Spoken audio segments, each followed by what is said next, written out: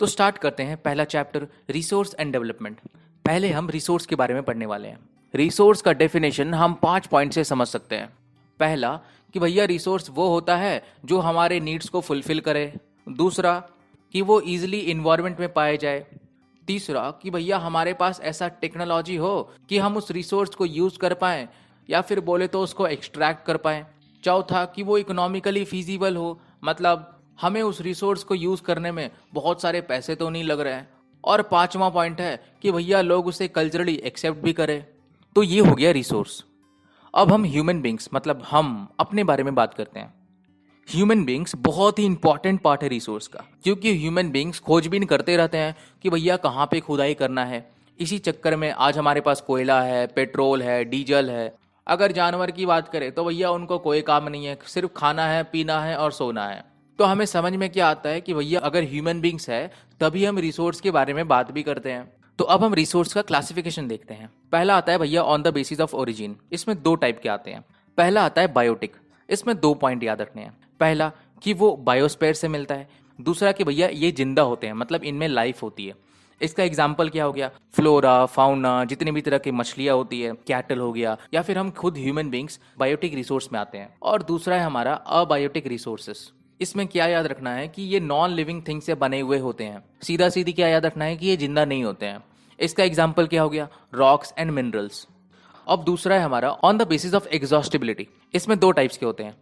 Renewable resources, मतलब वो resources जो रीन्यू होते हैं या फिर रिप्रोड्यूस होते रहते हैं। इसका एग्जाम्पल क्या है, सोलर एनर्जी, विंड एनर्जी, ये कभी खत्म ही नहीं होंगे। और दूसरा है भैया नॉन रिन्यूएबल रिसोर्सेस, मतलब ये दोबारा बनते नहीं है। अगर बनते भी हैं तो मिलियंस ऑफ ईयर्स लग जाते हैं बनने में, या फिर बोले तो हम इनको दोबारा रीयूज नहीं कर सकते हैं। इसका एग्जाम्पल क्या होता है, मिनरल्स, फॉसिल फ्यूल्स, ये सब।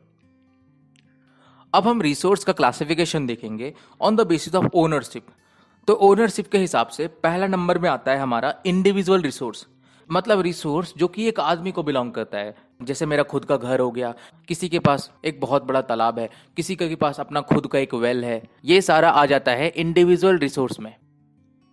अब दूसरा है हमारा भैया कम्युनिटी ओन्ड रिसोर्सेस, मतलब ये रिसोर्स जितने भी मेंबर है एक कम्युनिटी के उनको बिलोंग करती है। इसका एग्जाम्पल क्या हो गया, ग्रेजिंग ग्राउंड्स, कम्युनिटी पार्क हो गया, ये सब। तीसरा हमारा आता है भैया नेशनल रिसोर्स, मतलब रिसोर्स जो एक कंट्री को बिलोंग करती है।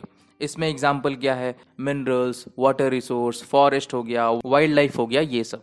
और एक बात याद रखना कि अगर एक कंट्री का बॉर्डर से डायरेक्ट ओशियन स्टार्ट हो जाता है तो उस बॉर्डर से 22.2 किलोमीटर्स, जो कि कितना होता है 12 नॉटिकल माइल्स, वहां तक का जो एरिया है वो भी उस कंट्री को ही बिलोंग करता है।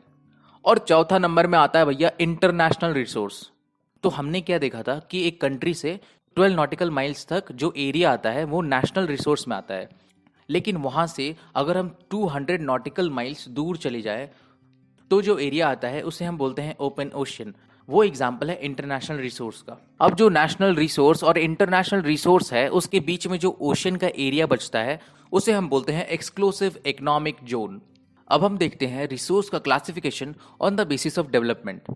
तो पहला नंबर में आता है भैया पोटेंशियल रिसोर्स, मतलब ऐसे रिसोर्स जो हमें पता है कि कुछ रीजन में पाए जाते हैं लेकिन अभी करेंटली हम उसे यूज नहीं कर रहे हैं, क्योंकि उसको यूज करने में हमें बहुत ही ज्यादा इन्वेस्टमेंट करना पड़ेगा। इसका एग्जाम्पल क्या है, गुजरात और राजस्थान में बहुत ही ज्यादा पोटेंशियल है विंड और सोलर एनर्जी प्रोवाइड करने का। दूसरा नंबर में आता है भैया डेवलप्ड रिसोर्स, मतलब ऐसे रिसोर्स जिसका सर्वे हो चुका है, हमें पता है कि वो कितने क्वांटिटी में अवेलेबल है और हम उसे प्रेजेंटली यूज कर रहे हैं। इसका एग्जाम्पल क्या है भैया, कोल। तीसरा नंबर में है स्टॉक रिसोर्सेस, मतलब ऐसे रिसोर्स जो हमें पता है कि हमारे नीड्स को फुलफिल कर सकते हैं लेकिन हमारे पास उतना एडवांस टेक्नोलॉजी नहीं है कि हम उस रिसोर्स को यूज कर पाएं।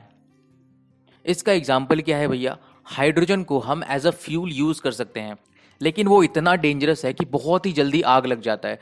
तो हमारे पास उतना टेक्नोलॉजी नहीं है कि हम हाइड्रोजन को एज अ फ्यूल यूज कर पाएं अभी।